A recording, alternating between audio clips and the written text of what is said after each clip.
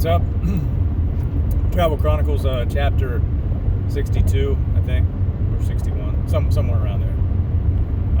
Yeah, got the Browns hat today. I don't know if I had that on earlier this week or not, but 4-1. That's right. It hasn't happened since like 1994. Crazy. And this week they're playing the Steelers, right? Now, look, I think the Browns could lose this weekend, and that's okay. It's not the end of the world, because here's the thing about the Steelers. They already had to take their bye week after 3 weeks, after 3 games. So they got to play 13 games straight without a bye week, provided nobody else gets coronavirus and they don't get a free week off or something like that, which is completely possible given the NFL. Oh, F me. The lights weren't on. The lights weren't on, so I'm good.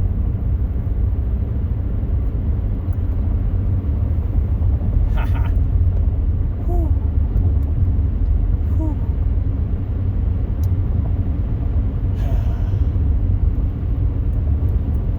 It's part of traveling.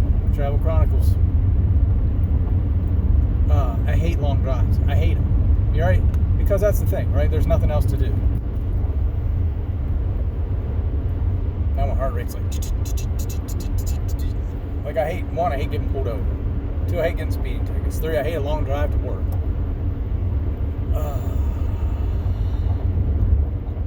Come on, science, give me a teleporter already.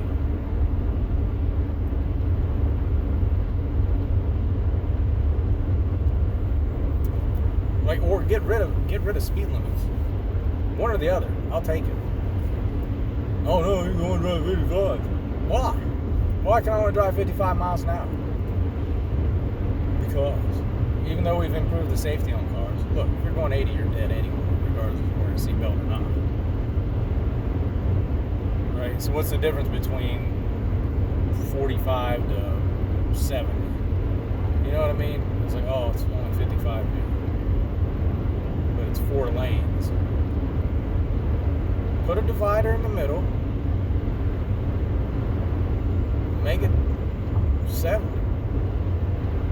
People are pulling out on the road. Good luck. Is that wrong?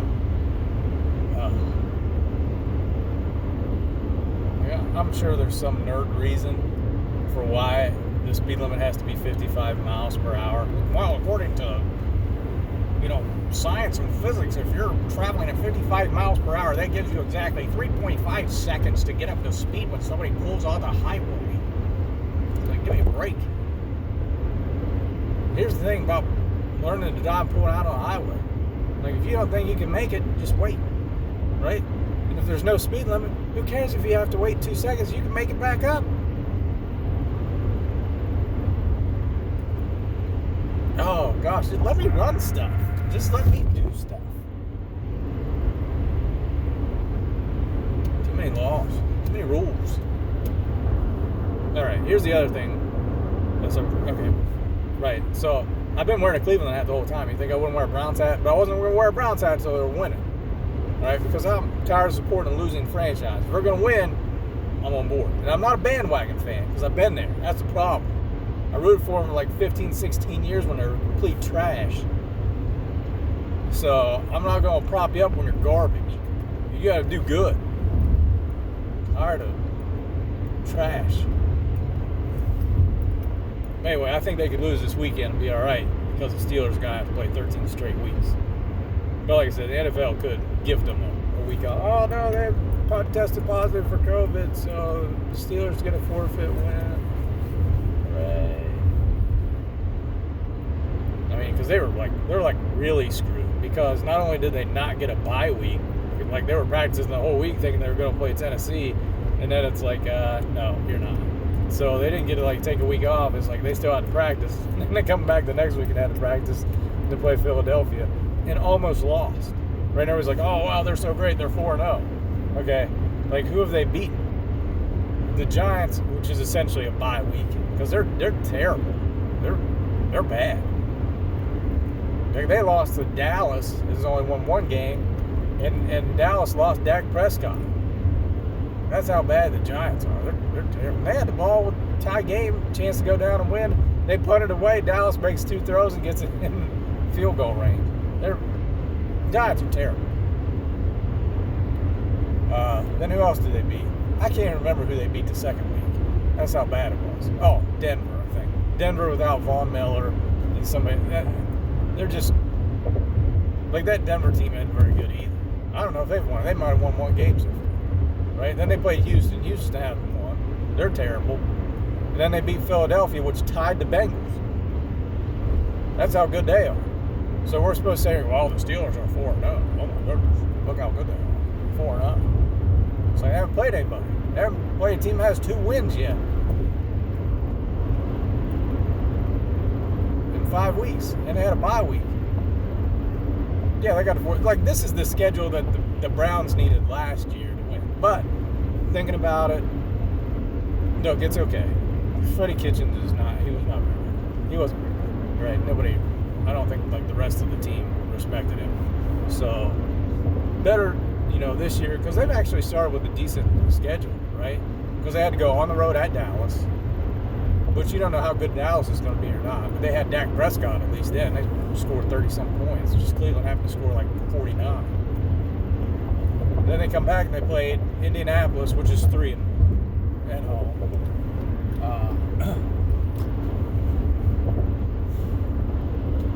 So they're doing pretty well right now, beating teams that probably last year been like, oh man, I don't know if they can win this game or not. But they're winning.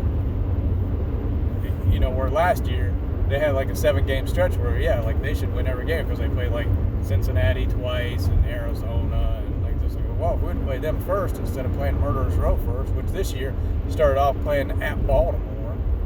Which, wow, what a screw job that is. Pittsburgh, you can play the Giants first. Okay, well, they're terrible. Cleveland, you have to play the second best team in the NFL first. On the road. Thanks. They got hammered. But, you know what? Baltimore's going to have to play in Cleveland. And, this game's at Pittsburgh. So Pittsburgh's going to have to come to Cleveland. Pittsburgh could be 5-0. They could be 6-0. But they're going to have a rough stretch.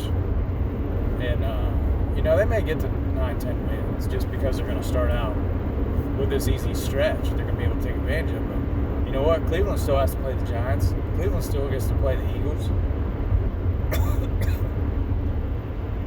I don't think it's coronavirus. I don't think it is. But just throat's a little sore. I'm going to spend most of the day in my office today. Isolated. Ran a trial yesterday. It actually did go surprisingly well.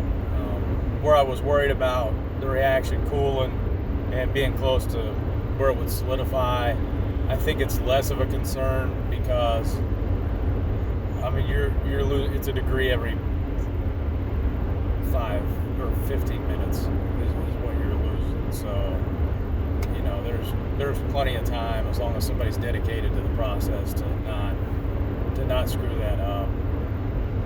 We'll see how the actual product quality is that we made. It looked good, but that doesn't mean that it's going to meet all the, the chemistry requirements once you start running the tests. So, look good in the jar. I was surprised. I was absolutely 100% surprised how good it looked. And, we don't know what problems we're going to run into yet. We'll have to figure all that out later, but the fact that we were able to make 9 metric tons in a reactor, I'm impressed.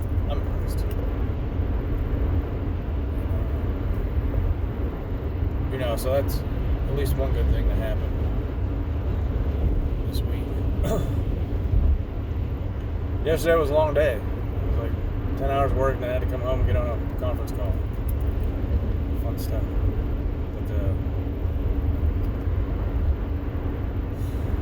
What else is going on? Oh, the COVID numbers are up. Not a surprise, right? School's back in. You have these fall sporting events, at least on a high school level now where, more and more people are interacting with each other. And I think some people have just said after 6 months, hey, I've got to go out, do stuff, be around people. You can only avoid it for so long. Here's the funny thing, right? The Democrats keep hammering on Republicans about how many people have died and how bad this is, and this is so terrible. And like in 2009, we did absolutely nothing for the last pandemic to sweep through. And this pandemic, you kind of half wonder if we would have done nothing, how much of a difference would it make? Because how much of this was psychological, where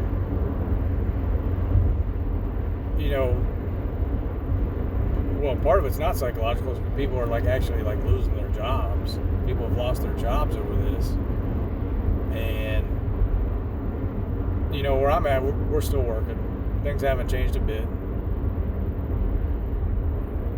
Things have changed, but ultimately we're still going to work. We're still making stuff, and we're making new stuff.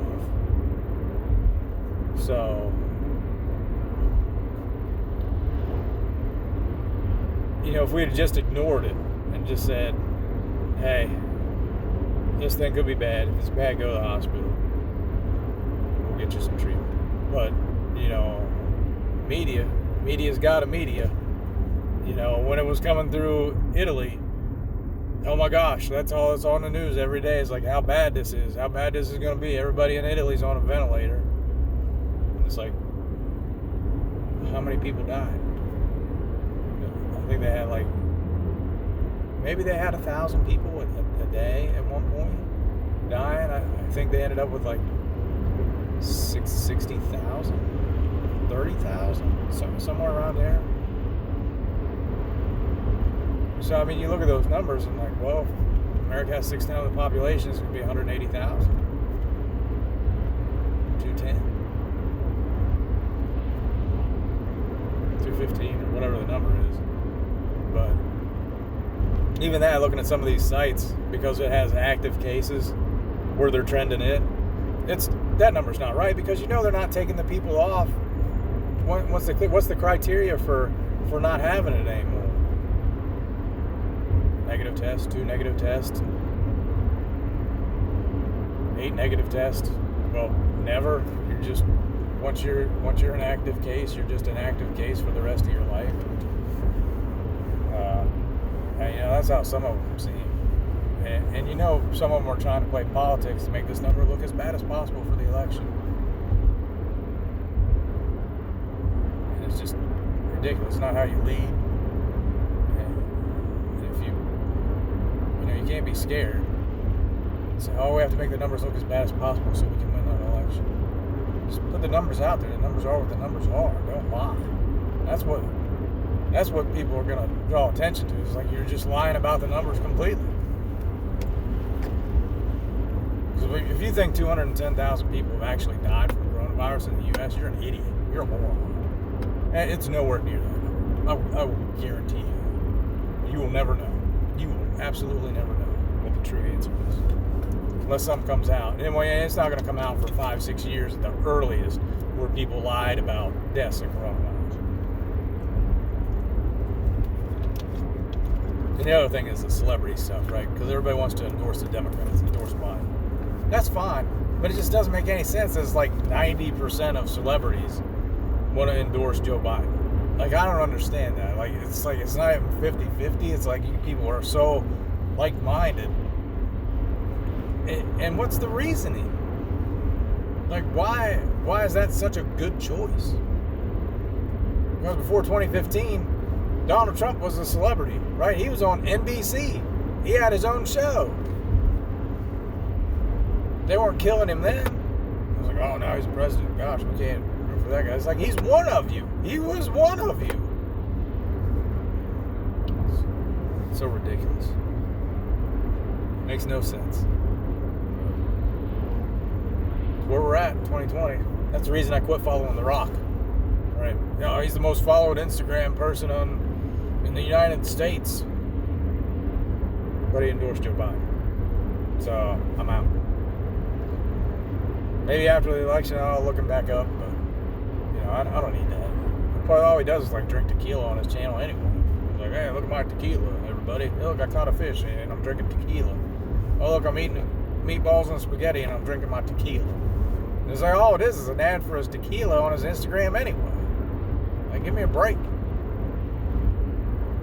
All right, that's all I got. That's enough. See you later. Be careful. Be COVID free, and vote later.